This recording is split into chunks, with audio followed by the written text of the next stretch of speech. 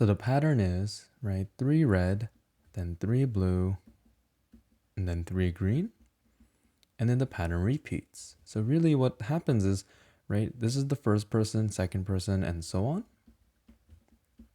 And then we repeat again. So now it's going to be 10, 11, 12, 13, 14, 15, 16, 17, 18. Now notice that the difference between 1 and 10 is going to be by 9, right? If you add 9 from here, you can get the 10th person.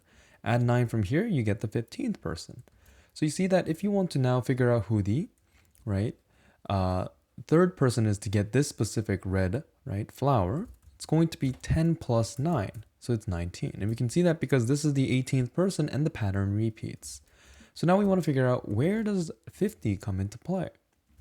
Well, let's pick here, for example, if I add 9 one more time to this, right? Adding 9 to this, you end up getting 28. Add 9 one more time, right? And you end up getting 37. Okay, add 9 again, and then you get 46. Right, as you can see, this is the 46th person. So if we just increase by 1 now to the right, this is going to be the 47th person, 48th, 49th, and 50th. So what this means is that the 50th person is going to receive the blue flower, okay?